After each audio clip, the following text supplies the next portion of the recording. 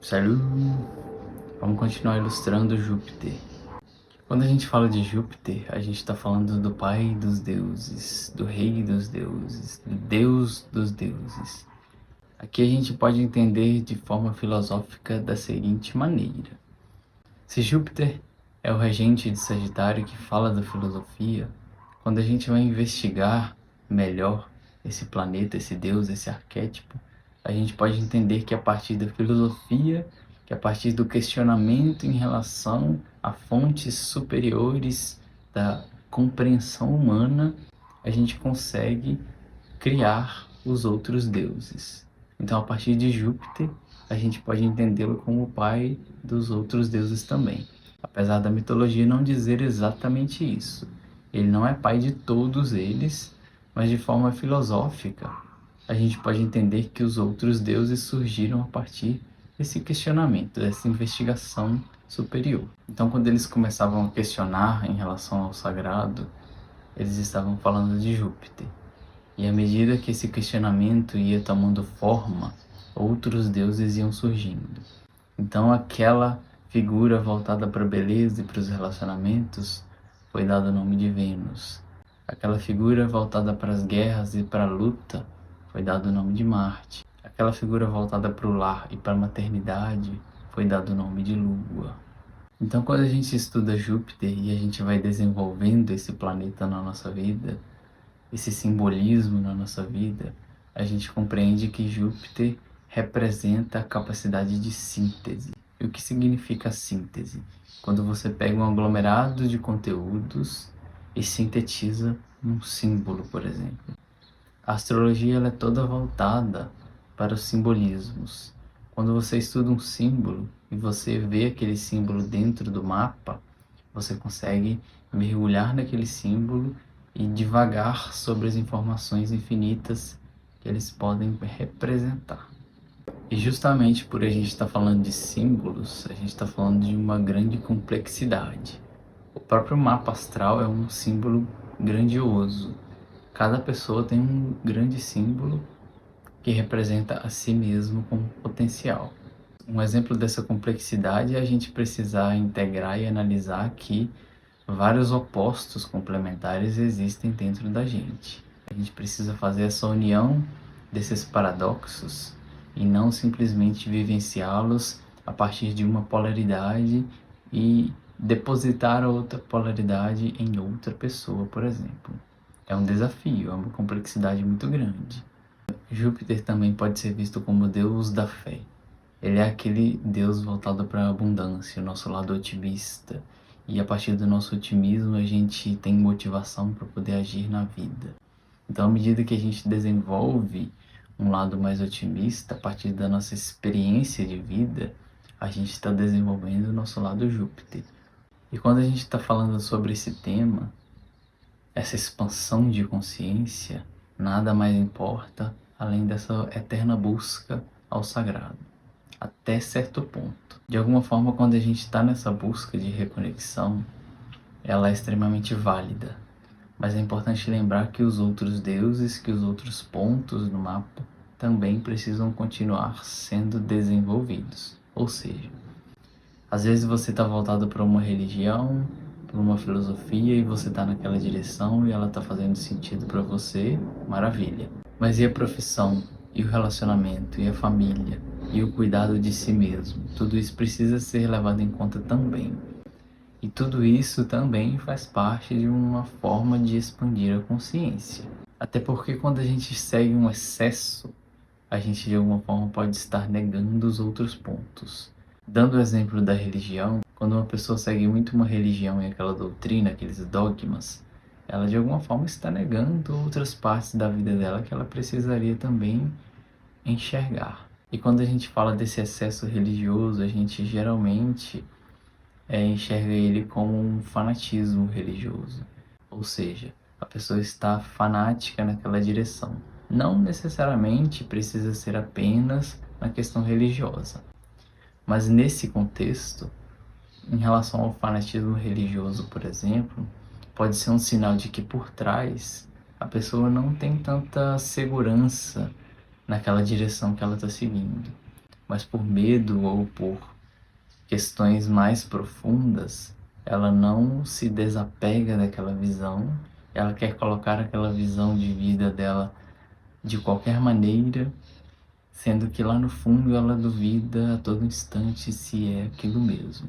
E eu poderia dizer que é importante esse duvidar, porque se a gente não abre a mente para os questionamentos, a gente simplesmente acredita num ponto onde, de alguma forma, esse ponto pode ter nos servido até certo ponto.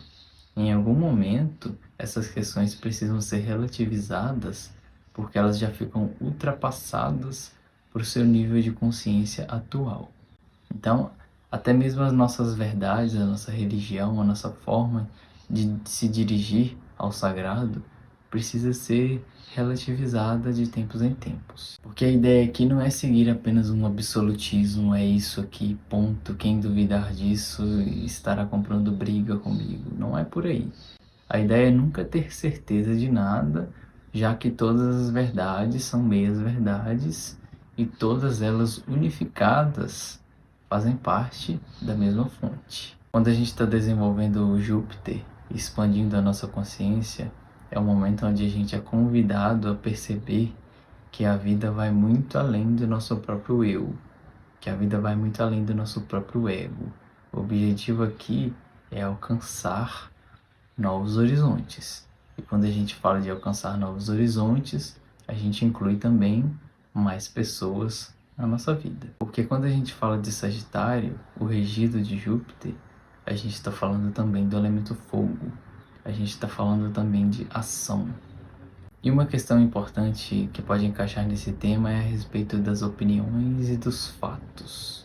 Por que é importante a gente falar disso? Quando a gente está falando de um fato, eu poderia dizer que representa uma situação, algo que ocorreu, do qual você ou mais pessoas experimentaram. É um fato. Aquilo aconteceu de fato, foi experimentado. Mas a opinião vai depender do seu ângulo e do seu ponto de vista em relação àquela situação que ocorreu. Outras pessoas que estiverem envolvidas nesse fato terão outros pontos de vista em relação a esse fato. Um exemplo, uma pessoa que estava brincando no trânsito e se acidentou. A opinião de uma pessoa pode achar que foi uma fatalidade, que ela foi uma coitada. A opinião de outra pessoa pode achar que ela mereceu, já que ela estava brincando. Então, nesse ponto, a gente precisa analisar que as opiniões, elas são necessárias, porque elas de alguma forma vão definir você nesse momento da sua vida. Lembrando que elas podem e devem ser mudadas à medida que o tempo passa, mas que no fim das contas elas servem mais para poder dividir as pessoas dependendo do contexto onde ela é colocada. Então, assim, a ideia não é dizer que você não deva ter opiniões, pelo contrário, claro que deve ter. Você sempre vai ter suas preferências e a sua visão de mundo. Mas quando a gente está falando de uma necessidade de alcance social, não necessariamente a sua opinião é bem-vinda. Por exemplo, um político que tem problemas com a mãe, uma questão extremamente pessoal. Você imagina se ele for determinar uma lei para todo o país em relação a como um homem deve tratar uma mulher. Se ele for basear tudo isso na má relação que ele tem com a própria mãe. Então a opinião dele não é bem-vinda nesse momento. E a gente vê que um dos maiores motivos de guerra e de enfrentamento mundo afora é devido às opiniões. Nesse caso aqui, a gente está falando de religião, então a opinião religiosa de cada pessoa, ela pode ser motivo de guerra. Mas a opinião política também, a opinião sexual de alguém também pode ser motivo de guerra. Então, as opiniões geralmente elas são mais bem-vindas quando você está numa conversa informal com outras pessoas. Um professor, por exemplo, ele não poderia chegar na sala de aula e dizer a opinião dele sobre determinados temas, porque isso não seria bem-vindo.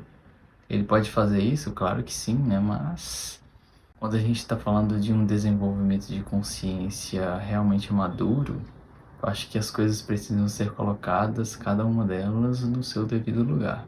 É importante lembrar que quando a gente está seguindo uma lei religiosa, por exemplo, a gente está seguindo leis feitas pelo homem.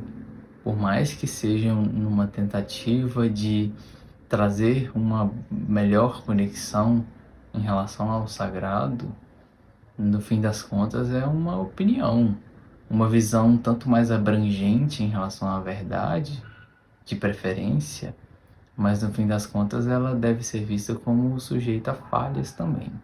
Então o que o padre fala, o que o pastor fala, o que o pai de santo fala, pode ser ouvido com bastante cuidado e às vezes é algo realmente bem-vindo para a sua vida, mas sempre tenha a sua própria forma de pensar em relação a tudo.